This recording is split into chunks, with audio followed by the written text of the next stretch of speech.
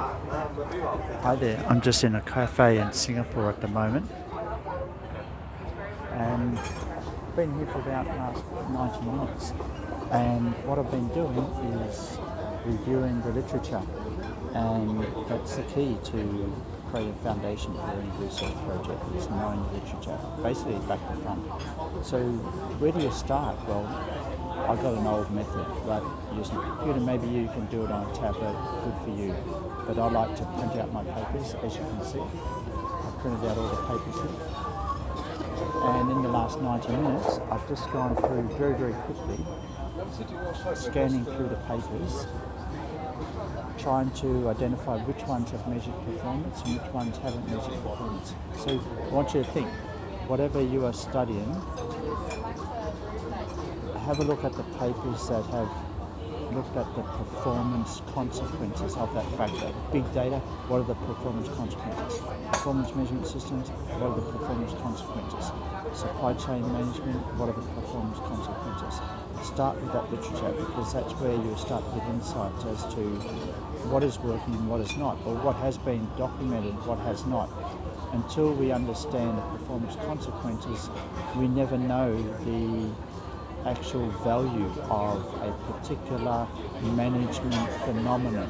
So keep that in mind, and that's a way of making a start. Remember, the literature I'm in is supply chain management, and there's literally thousands of papers. So rather than me having a look at all 1,000, I've just asked to I printed out about 30 papers that only look at the performance consequences of various supply chain management techniques between a buyer and a supplier. We're talking about supply chain, we're not talking about outsourcing, we're not talking about service outsourcing or anything like that. This is supply chain. Okay, so, and then I'll go to each paper, and as you can see, this one here, you can see this one, I've said no because it didn't measure performance. Okay, this one here, I went through it and I made some notes. It's related to another project that I'm working on, and that one, it's a literature review, so it didn't measure performance again. This one here, this one did measure performance, and what I found, it's very similar to another one by the same author, published in another journal 3 years later. Wow, how's that overlap? A lot of authors do that when they want to get more publications. That's the way of academia sometimes. Anyway, so this one is performance, and I made some notes.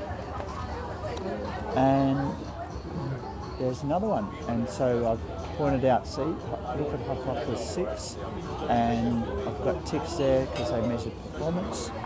And it's in a good journal, Management Accounting Research, so that's good. My friend Habib wrote that one. And then, this is a review paper, so I put a cross on that one. This is a review paper, but I noticed that they talk about benchmarking. So, as you can see, as I went through, I scanned them, I'm making notes, and that's the best way. Rather than trying to get bogged down with one particular paper, you want to make notes at the top of each paper, and I'm scanning these not to understand all of the antecedent variables, but to understand, did they measure performance and what were the results of measuring performance. Okay, so there you go. This is O'Connor in a cafe again, just looking at more literature. Like, there's more literature here. Look, all of that, I've done all of that, and I've got this one here, I've got all them. I've got 30 papers in front of me, and you can go through them in a matter of hours when you focus. It's not about reading every part of the paper, it's about focusing on particular constructs of variables, so you can just get an understanding of the trend. Because I need to write a quick literature review about all of these papers, and it's much easier once I go through and start classifying. The next step I want to show you, probably in another video, is how we put these papers into an Excel sheet, so then we can have a better classification of what's going on in this literature.